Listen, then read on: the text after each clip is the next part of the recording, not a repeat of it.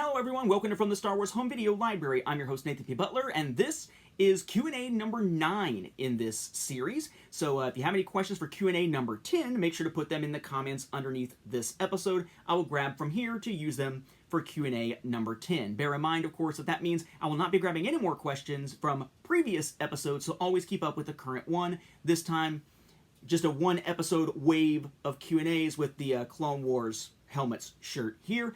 It's easy to always tell if I record multiple ones at a time by me changing the shirt between episodes here. So we have a few questions this time. We're going to dive right into them. The first is a pair of questions coming from Vintage VHS Treasures, who says, 2 questions, as I just said. Number 1, when Revenge of the Sith was originally released on DVD in 2005, they didn't release a DVD box set for the prequels or a box set for the entire saga to go along with it. Why do you think a prequel/saga box set in 2005 didn't happen? There's a part of me that wants to say, they didn't want overkill. But that's some crap, right? Because of the sheer number of, variants that were released for Revenge of the Sith at the same time. But I would say maybe, the reason why we didn't see a box set for the prequels was that, and these are all very light reasons, I don't think any of them are true, but my speculation would be, maybe they didn't want to put out a 6-disc set because of cost, maybe? At the same time that they were taking the original trilogy and giving us the family pack that year that removed the bonus disc to cut down the cost for just 3 discs in that set. Maybe there was a comparison issue, perhaps, that would go along with that. Maybe it was not wanting to put together a big boxed set when there would be uneven content, unless it was just the film discs, because you'd have bonus discs for each film for the prequels, but at best, the 1 bonus disc for the original trilogy. Maybe they knew, of course, that they were coming up on 2-disc releases with the so-called unaltered edition in 2006, the very next year for the original trilogy, and they were expecting to maybe wait until they could combine those with the prequels, but even then they didn't do that in 2008. So I wonder if the whole saga collection thing was sort of a waiting for the next big, huge release rather than it being something incremental or a reissue. Hard to say.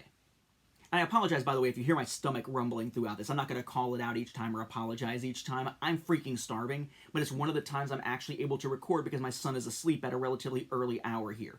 Lately, he has not let me out of his sight as much as possible, so that trying to come in here and record my normal time during the week no longer is possible, at least for a little while, until he gets over whatever that issue is. Number 2, why do you think Amazon and eBay have refused to take action against bootlegs of stuff like the fake 2015 12-disc complete saga set, the Clone Wars Seasons 1 through 5 Collector's Edition DVD set, and the Ewok telemovies? Those are all prominent bootlegs that I've shown here on the show.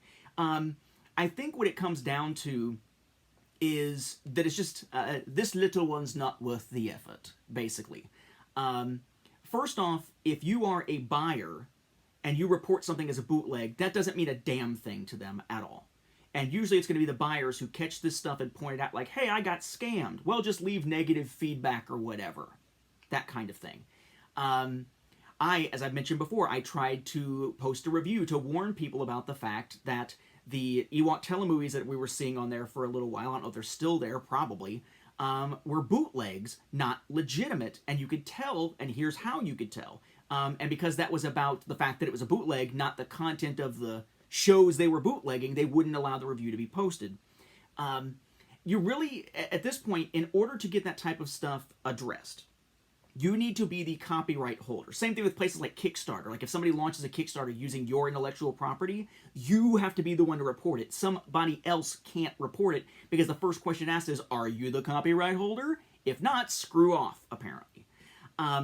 So part of it is, just us reporting it means nothing. It's gotta be Disney or Lucasfilm, someone with the actual legal rights to say, hey, this is violating my rights, take it down now. Because there could be legal action involved. Doesn't mean shit when it's us.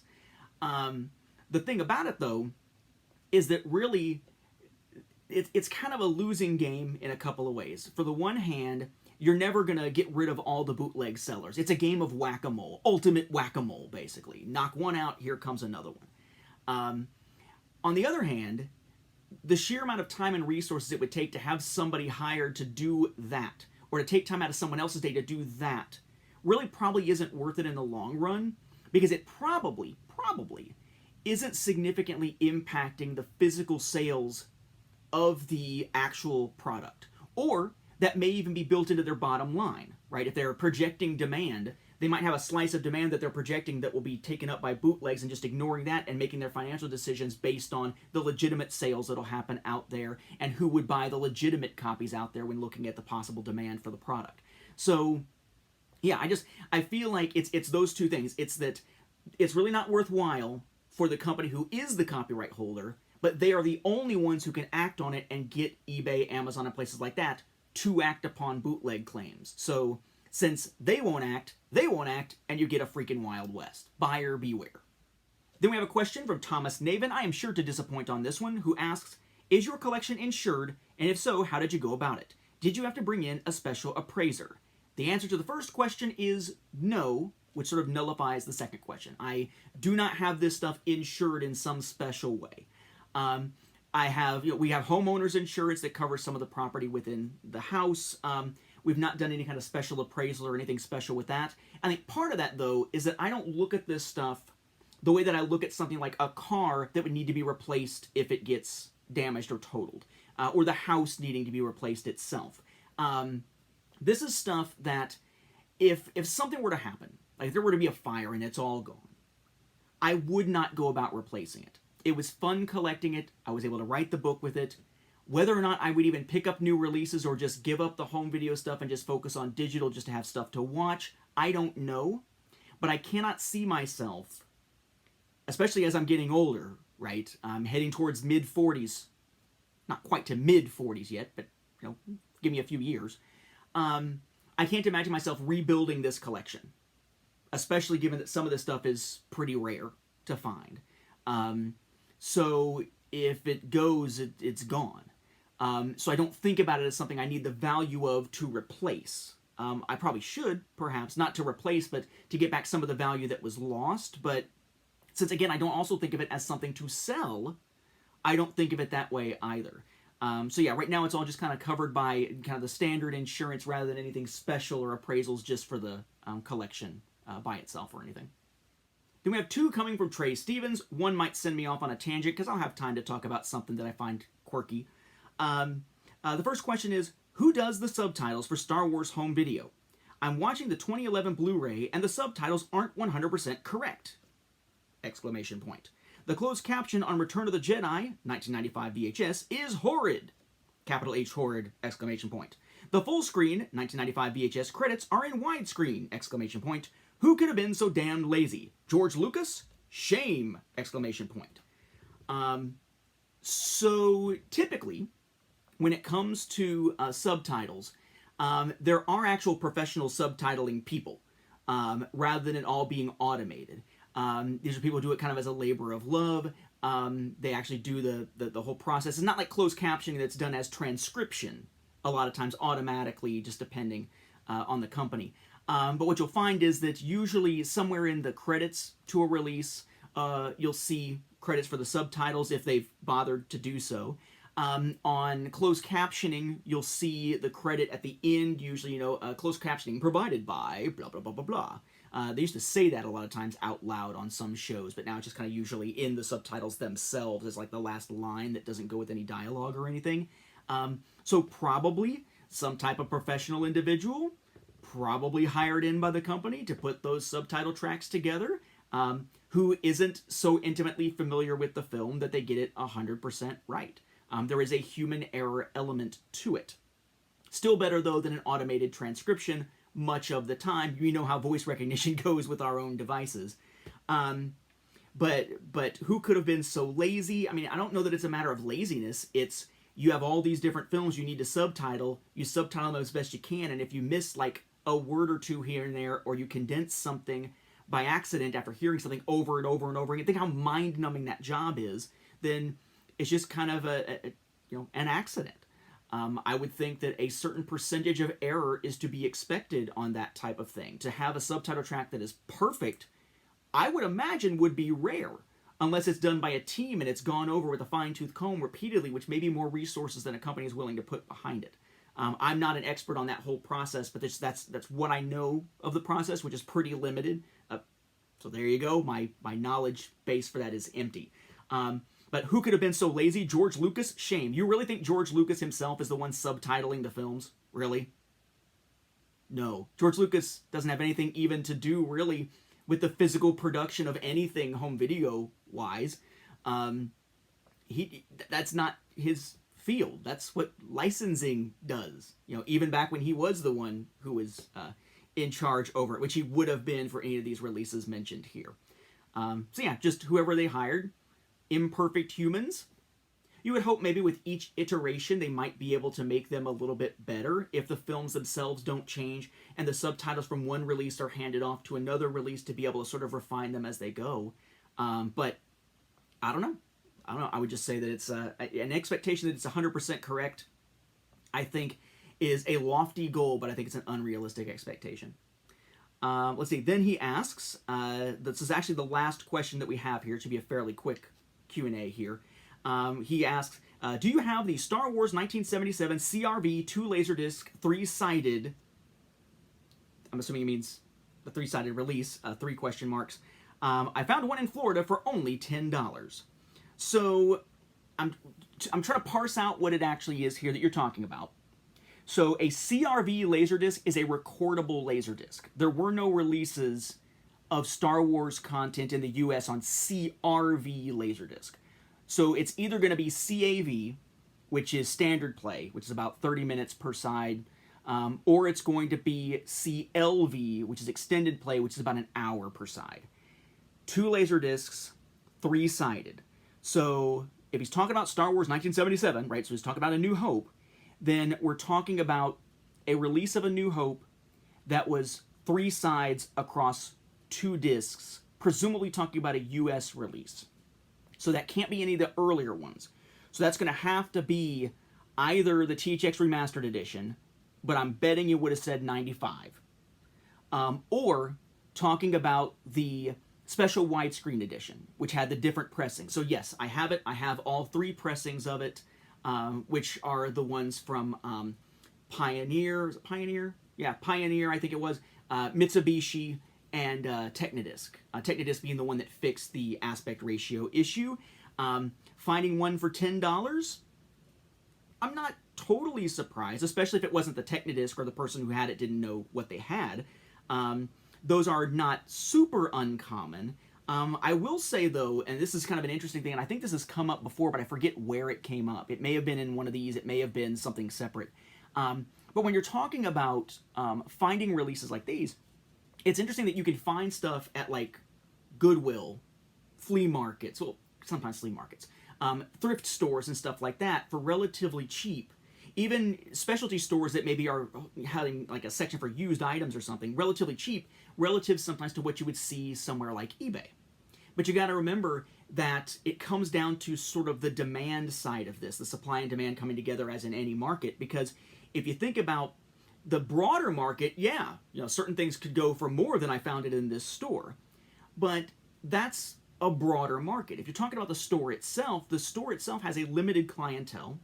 A store that has limited clientele is going to have only an even smaller limited amount of that clientele who are going to care about the product and actually be willing to buy it.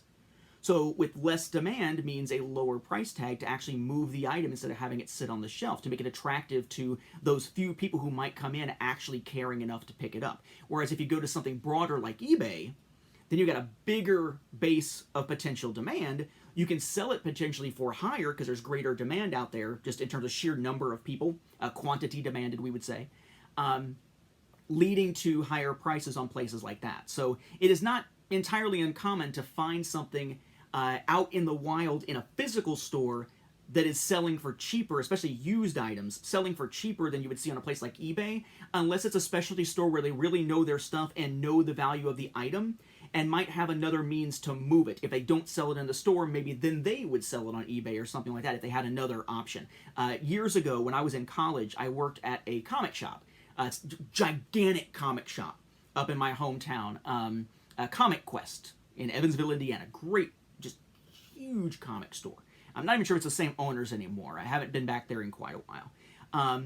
But when I worked there, I did their eBay auctions. This is, relatively early eBay stuff. We're talking like 2001, 2002-ish, doing eBay stuff.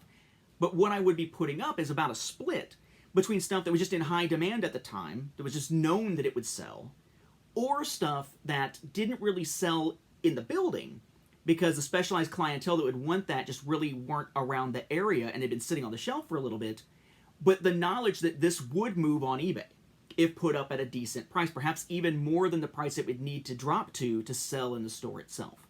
So you'll see that from time to time. You'll see pretty good deals on stuff like old Laserdiscs, old VHS, when people, who own the stores are just trying to move stuff and they don't have a lot of people coming through that might be interested, they need to move it in some way. And if you can't, do something to entice people some other way, the easiest way to entice is by lowering price.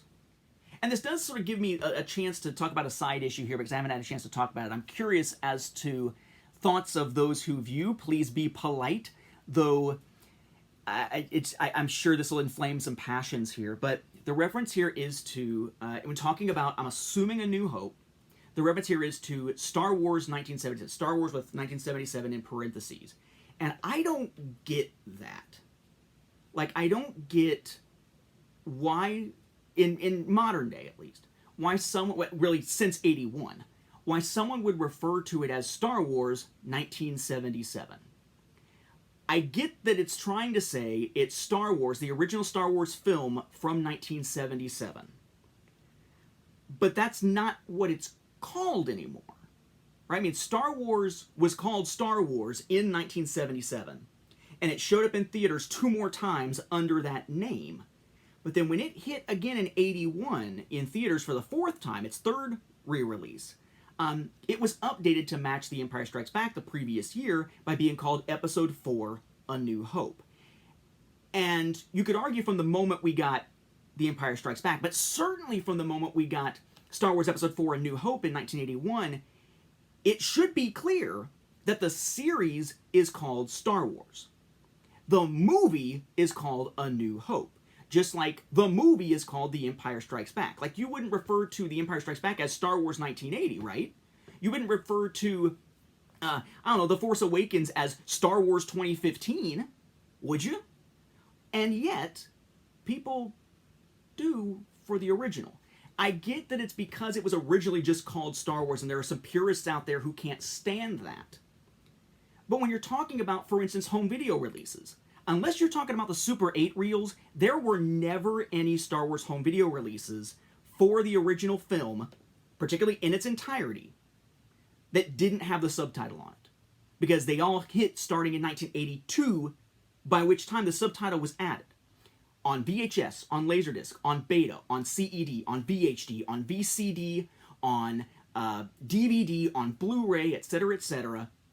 The Star Wars film that started it all has always, on home media, has always simply been A New Hope.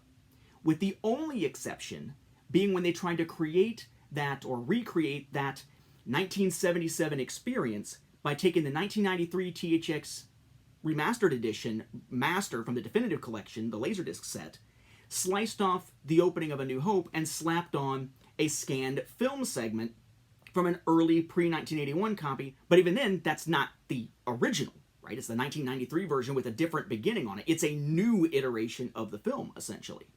But yeah, I mean, 1977, 78, 79, 80. I could see in those years, even early 81, still referring to this as Star Wars 1977, though at that point it was the only Star Wars film that had been released, at least until Empire in May of 80, so you wouldn't have needed the 1977 on it. But yeah, it always strikes me as an odd thing. Like, to me, I'm big on precision, even though I screw up plenty of times. I'm big on precision and efficiency to a large degree. So to me, it's just odd, right? Like, I would never refer to, these days, the original film simply as Star Wars, or SW, or Star Wars 1977. I would refer to it as A New Hope, because, to my mind, the moment Star Wars became the series title, every episode got a number, and every episode got a title. The episode that was released in 77, or at least the iterations released since 81, became A New Hope, abbreviated ANH. Not SW, not Star Wars, no need to put a year on it. And you certainly, again, logically would not put a year on later releases. Like, it wouldn't be The Last Jedi is Star Wars 2017. The Rise of Skywalker is Star Wars 2019. You just wouldn't. So I don't know. I mean, I get the purism out there for some. It's just, to me, the only logic behind it could be purism, unless you're actually talking about the iteration of the film as it existed 77 to mid-81 when the subtitle was added. And the writing certainly was on the wall probably by the time we saw the subtitle on The Empire Strikes Back.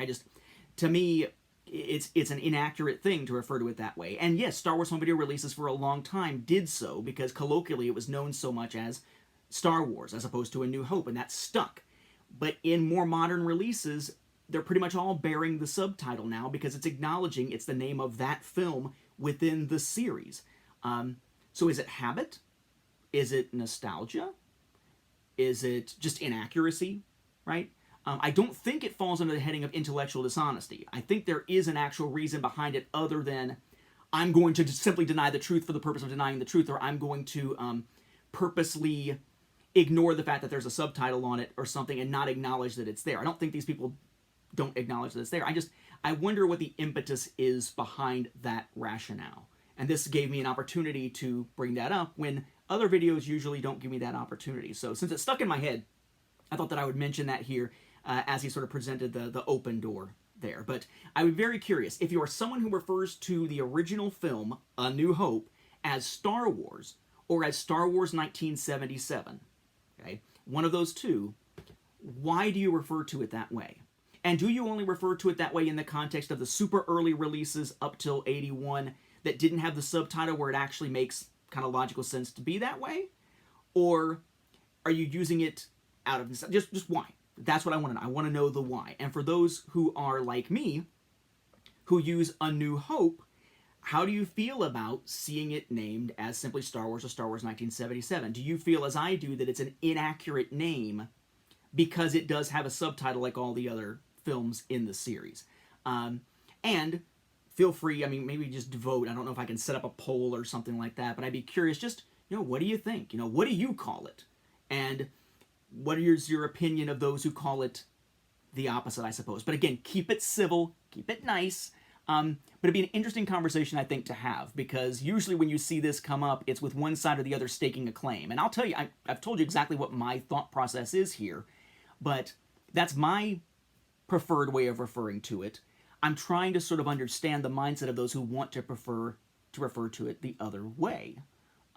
So yeah, let's discuss that if time permits in folks' busy days here in the comments. I will not grab those to use individually for the next Q&A, although if there is something that really stands out, like one or two arguments on either side that really stand out, I might grab them and put them on an addendum like at the end of the next Q&A. So yeah, I guess this is me asking a question out to you guys rather than back. And I'm sure that I phrased the question so many different ways, everybody's really confused about what to even talk about. But like I said, I'm hungry and it's late, so yeah. Anyway, with that, we will wrap up this Q&A. Again, if you have questions you would like to put in the next Q&A, which will be Q&A number 10, put them in the comments underneath this video here. If you want me to answer in the comments, then you need to tell me that you want me to answer in the comments, not to use it for the video. And I will be sorting through, of course, as I always do, so we can also discuss the whole Star Wars versus A New Hope thing in the comments for the video as well. Again, keep it civil. If you start being a dick to people, hide user from channel. You will get to see your stuff. No one else will. Rules of the game here. Be nice, be civil, be open to that intellectual conversation here about the issue rather than trying to turn it into a freaking internet food fight. There's plenty of places for that. Thank you for watching, and may the Force be with the home video viewers, regardless of what they call A New Hope, or Star Wars, or what name is on their preferred version of the film. They can call it whatever they want as long as they start putting out more physical releases, right?